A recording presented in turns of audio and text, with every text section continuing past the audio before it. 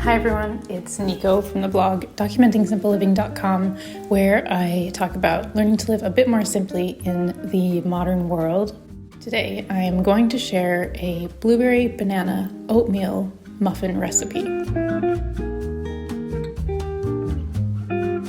So the first thing to do is to measure out 2 cups of oats. Now I like to soak my oats, no matter if I'm using them for oatmeal or for a baking recipe, I like to soak them overnight to help neutralize some of the phytic acid that's in oats. Phytic acid just makes the oats a bit more difficult for your body to absorb some of the nutrients in the food. And so if you soak them overnight in, say, a bit of plain yogurt and water, which is what I did, then the next day when you use them, the nutrients will be more available to your body. Now you don't have to do that step if you forget, which I often do, or you just don't want to do it, you don't have to. And all you would need to do is just measure out 2 cups of dried oats. So first I'm going to add 2 cups of oats to a food processor. Next, I'm going to add 1/4 cup of linseed into the food processor. Linseed is the same as flaxseed, and if you don't have access to that, you can also use chia seed.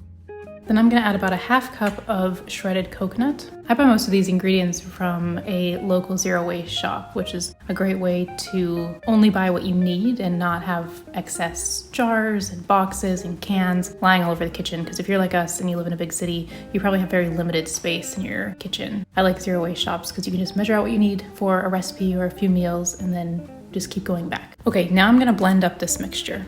So now we're going to just add the rest of the ingredients straight into the food processor, except the blueberries. So I'm going to add 3 eggs, 1.5 teaspoons of baking powder,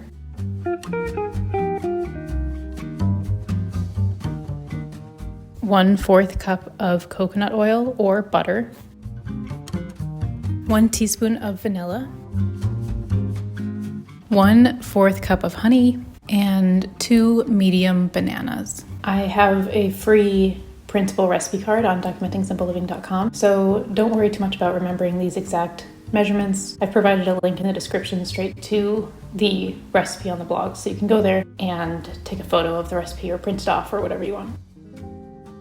Now I am just going to blend this up again in the food processor until everything is fully incorporated.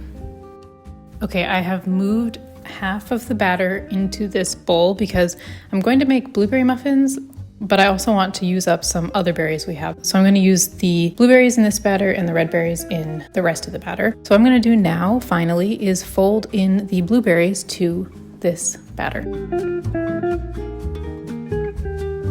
You want to use about 1 cup of blueberries for the entire batch. I'm using about 1/2 cup for half of the batch. Next, I'm going to grease my muffin tin and pour the batter into it.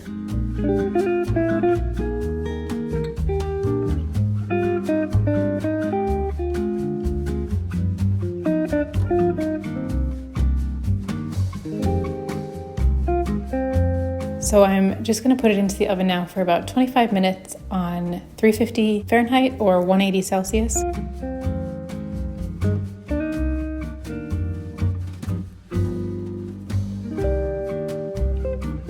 These muffins will last about 45 days on the counter in an airtight container. You can, of course, freeze them in a freezer-safe container for about 6 months and then just thaw them on the countertop overnight. Maybe toast them in the oven for a few minutes so they're a bit warm with butter.